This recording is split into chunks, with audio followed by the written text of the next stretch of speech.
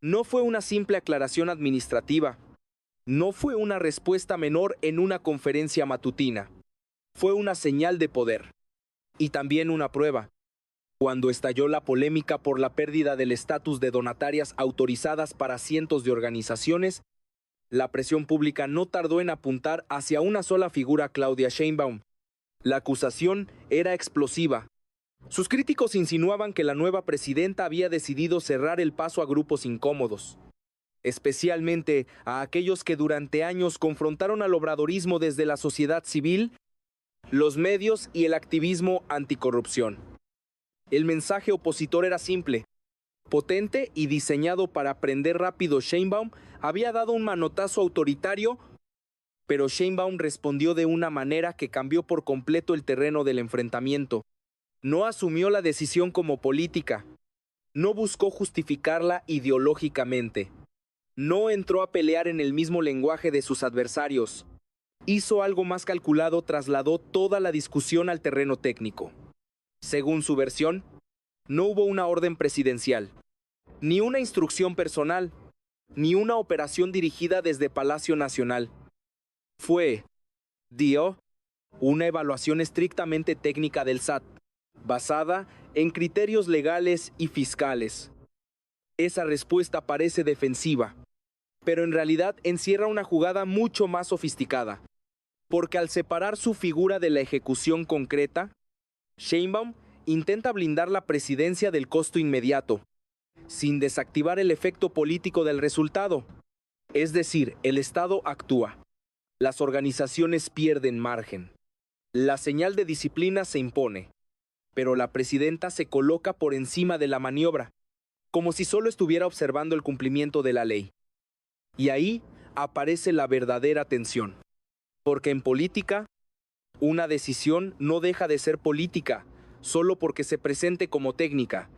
Al contrario, muchas veces, las decisiones más profundas son precisamente las que logran disfrazarse de procedimiento. Y eso es lo que vuelve este episodio tan delicado. No se discute solo una medida fiscal. Se discute quién define los límites de la crítica, quién administra la legitimidad de la sociedad civil y quién controla el relato sobre el uso del poder en el inicio del nuevo sexenio. Lo que parecía una controversia tributaria se convirtió, en cuestión de horas, en una batalla por el significado del poder de Claudia Sheinbaum. Y para entender por qué esta batalla importa tanto, hay que mirar el mapa más amplio del sistema político que ella heredó, las lealtades que intenta conservar y las líneas de control que empieza a redibujar. Para entender por qué este episodio escaló tan rápido, hay que mirar más allá del momento puntual. Lo que está en juego no comenzó con Claudia Sheinbaum. Es el resultado de un proceso que se viene construyendo desde el sexenio anterior. Durante el gobierno de Andrés Manuel López Obrador, se instaló una narrativa persistente. Una parte importante de las organizaciones civiles no eran neutrales. Según esa visión, muchas funcionaban como extensiones de intereses económicos, políticos o incluso extranjeros. En particular, algunas agrupaciones críticas como Mexicanos contra la Corrupción fueron señaladas de recibir financiamiento internacional, lo que, bajo ciertas normas fiscales, las colocaba en una zona de riesgo legal. Ese precedente es clave, porque lo que hoy aparece como una decisión técnica del SAT, en realidad se inserta dentro de una lógica política más amplia que ya venía en marcha a redefinir quién puede influir en la vida pública y bajo qué condiciones. Sheinbaum no rompe con esa lógica, pero tampoco la ejecuta de la misma manera. Y ahí está el matiz estratégico. A diferencia de López Obrador, que solía confrontar directamente a sus adversarios, Sheinbaum introduce una capa de institucionalidad. No niega el conflicto, pero lo canaliza a través de procedimientos. No acusa frontalmente, pero permite que las reglas operen con todo su peso. Eso genera una dinámica distinta, porque el poder ya no se percibe como una confrontación abierta, sino como un sistema que ajusta, filtra y limita desde dentro. Y ese tipo de poder es más difícil de atacar, porque no tiene un rostro claro en cada decisión. En este contexto, El SAT deja de ser solo una autoridad fiscal. Se convierte en un actor clave dentro del equilibrio político. Sus criterios técnicos adquieren un impacto que va mucho más allá de los impuestos. Definen quién puede recibir recursos, quién pierde capacidad operativa y en consecuencia, quién pierde voz. Y eso ocurre en paralelo a otro fenómeno que Sheinbaum también menciona: el cambio en el ecosistema mediático. Los medios tradicionales, históricamente dominantes, ya no controlan completamente la narrativa. Las redes sociales y los medios alternativos han abierto nuevos espacios de influencia. Pero ese cambio también ha generado una nueva disputa: quién tiene legitimidad para informar, quién tiene acceso a recursos y quién queda fuera. Sheinbaum reconoce ese cambio, pero lo interpreta desde una lógica política clara. Para ella, muchos medios tradicionales estuvieron alineados con el poder en el pasado, y muchos medios alternativos surgieron precisamente como reacción a esa exclusión. Entonces, cuando el gobierno habla de eliminar privilegios como beneficios fiscales o acceso preferencial, no solo está hablando de economía, está hablando de reordenar el sistema de influencia. Y ahí es donde todo se conecta. Las organizaciones que pierden su estatus no solo pierden dinero, pierden capacidad de incidencia. Los medios que critican la decisión no solo defienden un principio, defienden un espacio que sienten amenazado. Mientras tanto, Sheinbaum se posiciona en un punto aparentemente neutral: el cumplimiento de la ley. Pero esa neutralidad es, en sí misma, una construcción política. Porque en un sistema donde las reglas pueden redefinir el equilibrio de poder, decidir cuándo y cómo se aplican esas reglas es una de las formas más sofisticadas de gobernar. Y justo cuando ese nuevo equilibrio empieza a tomar forma, el conflicto deja de ser implícito y estalla abiertamente. El conflicto ya no podía mantenerse en el terreno técnico. La presión creció y las narrativas comenzaron a chocar de frente. De un lado, las organizaciones afectadas denunciaban una estrategia de asfixia. No hablaban de errores administrativos, hablaban de un patrón. Según ellas, no era coincidencia que muchas de las entidades golpeadas fueran también críticas constantes del gobierno. La pérdida del estatus fiscal significaba algo concreto: menos recursos, menos capacidad operativa, menos margen de acción. En otras palabras, menos poder. Del otro lado, el gobierno sostenía una línea firme. No había persecución, no había selección política, solo cumplimiento de la ley. Si una organización recibía financiamiento extranjero en condiciones no permitidas, perdía el beneficio. Así de simple. Pero en política, lo simple rara vez lo es, porque el momento en que ocurre una decisión también importa. Y aquí, el timing encendió aún más las alarmas.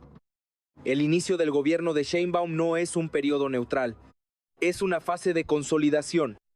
Cada movimiento envía señales, cada ajuste redefine relaciones. Y en ese contexto, cualquier medida que afecte a actores críticos se interpreta como parte de un diseño más amplio. Ahí es donde los medios entran con fuerza. Figuras como Loret de Mola no solo criticaron la decisión, la reinterpretaron, la colocaron dentro de una narrativa histórica ni gobiernos anteriores. Con todos sus cuestionamientos, ¿se habían atrevido a algo así? La comparación no es casual. Busca instalar la idea de ruptura, de que algo cambió, y que ese cambio puede ser más profundo de lo que parece. Sheinbaum, sin embargo, evita caer en la trampa de la confrontación directa. No responde con ataques personales. No personaliza el conflicto. Mantiene el discurso técnico. Repite la idea de que el SAT actúa con autonomía en estos casos. Pero esa distancia también genera dudas.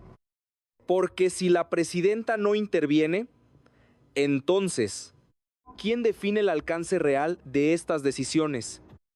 Esa pregunta empieza a circular no solo en la oposición, sino también en sectores más amplios. porque toca un punto sensible, el equilibrio entre autonomía institucional y control político. Y mientras esa duda crece, otro frente se abre. El debate sobre los medios. Sheinbaum introduce una línea clara. Los medios tradicionales perdieron credibilidad porque estuvieron ligados a intereses de poder. Los medios alternativos, en cambio, emergen como una respuesta social, pero al mismo tiempo, también deja ver que el sistema de privilegios, incluyendo el acceso a recursos, está bajo revisión. Eso amplifica el conflicto, porque ya no se trata solo de organizaciones civiles. Se trata de todo un ecosistema de influencia que siente que las reglas están cambiando. Y cuando las reglas cambian, los actores reaccionan. Se alinean, se defienden, contraatacan. Lo que comenzó como una decisión aparentemente administrativa se transforma en una confrontación abierta por el control del espacio público. Y en medio de esa confrontación, Sheinbaum no retrocede, tampoco acelera. Se mantiene en una posición calculada. Observa, permite que el conflicto se desarrolle. Porque en esa tensión, también se revela algo más profundo, la lógica estratégica detrás de sus movimientos. Aquí es donde el episodio deja de ser una crisis coyuntural y empieza a revelar una arquitectura de poder mucho más compleja. Porque la clave no está en lo que Sheinbaum dice, está en cómo decide posicionarse frente a lo que ocurre. Su estrategia no es negar el conflicto, es absorberlo sin quedar atrapada en él.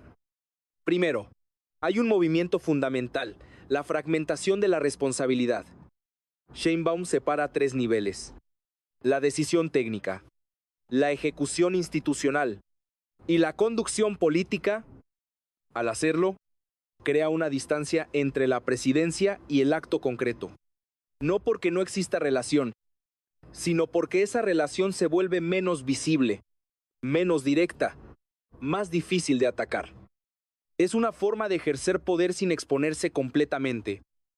Segundo, hay un control del lenguaje. Mientras sus críticos hablan de represión, asfixia o autoritarismo, Sheinbaum responde con términos como norma, criterio técnico y cumplimiento de la ley. No es un detalle menor. El lenguaje define el marco del debate, y quien define el marco controla la percepción. Si el conflicto se interpreta como una lucha política, la oposición gana terreno. Si se interpreta como una aplicación de reglas, el gobierno gana legitimidad. Sheinbaum está intentando mover el conflicto al segundo terreno. Pero hay un tercer elemento aún más importante: el uso del tiempo. Ella no acelera las decisiones para cerrarlas rápido. Tampoco las detiene para evitar el costo. Las deja avanzar. Permite que el impacto se asiente, que los actores reaccionen, que las narrativas se desplieguen. Porque en ese proceso se identifican aliados, adversarios y zonas grises, y eso es información política de alto valor. En paralelo, Sheinbaum introduce otra capa estratégica: la redefinición del concepto de privilegio. Cuando habla de eliminar privilegios, no se limita a un tema fiscal. Está construyendo una narrativa donde ciertos beneficios, como el estatus de donataria, dejan de ser vistos como derechos adquiridos y pasan a ser excepciones sujetas a revisión constante. Eso cambia completamente la relación entre el Estado y las organizaciones.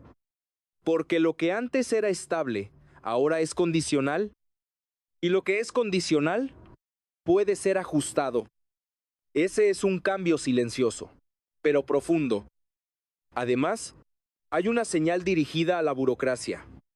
Cuando Sheinbaum dice que no todo pasa por la presidenta, que existen secretarías, áreas técnicas y procedimientos, está enviando un mensaje interno. Las instituciones deben operar, asumir responsabilidades y ejecutar sin esperar órdenes directas en cada caso. Eso fortalece la estructura del gobierno, pero también diluye la trazabilidad del poder. Y en un sistema donde la trazabilidad es difusa, la rendición de cuentas se vuelve más compleja. Finalmente, hay un componente político más amplio. Sheinbaum no solo está gestionando una crisis, está definiendo el tono de su gobierno. Un tono donde el conflicto no desaparece, pero se canaliza. Donde el poder no se exhibe de forma frontal, pero se ejerce con precisión. Y donde las decisiones no siempre se presentan como decisiones políticas, aunque sus efectos lo sean profundamente. La pregunta ahora ya no es ¿qué ocurrió? La verdadera pregunta es ¿hasta dónde puede sostenerse esta estrategia cuando las consecuencias empiecen a acumularse? Porque toda arquitectura de poder, por sofisticada que sea, termina enfrentando el momento en que sus efectos ya no pueden ser contenidos. Y ese momento empieza a acercarse. Las consecuencias ya no son teóricas. Empiezan a materializarse. Y lo hacen en varios niveles al mismo tiempo. Primero, en el terreno inmediato las organizaciones afectadas enfrentan un problema concreto de supervivencia. Sin el estatus de donatarias autorizadas, muchas pierden incentivos clave para recibir financiamiento. Donar deja de ser fiscalmente atractivo. Y eso reduce el flujo de recursos. Menos recursos significa menos operaciones. Menos operaciones significa menos presencia. Y en política, perder presencia es perder relevancia. Pero el efecto no se detiene ahí. Segundo, hay una consecuencia en el ecosistema de la crítica. Cuando actores clave ven reducido su margen de acción, el sistema entero se reconfigura. Algunos se adaptan, otros desaparecen, otros buscan nuevas formas de financiamiento, pero todos entienden el mensaje, las reglas cambiaron. Y cuando las reglas cambian, el comportamiento también cambia. Esa es una de las formas más efectivas de ejercer control, no prohibir directamente, sino modificar las condiciones hasta que el sistema se ajuste por sí mismo. Tercero, el impacto alcanza a los medios.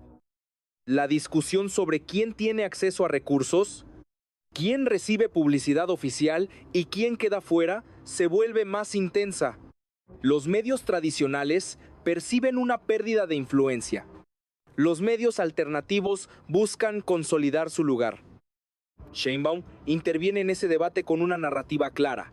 Los medios independientes son una respuesta social necesaria, pero al mismo tiempo abre la puerta a revisar las reglas del juego. Eso genera una tensión doble. Por un lado, legitima a nuevos actores. Por otro, introduce incertidumbre sobre el acceso a recursos. Y la incertidumbre, en política, es una herramienta poderosa, porque obliga a todos los actores a recalibrar su posición. Mientras tanto, la oposición intenta capitalizar el momento. Construye una narrativa de concentración de poder.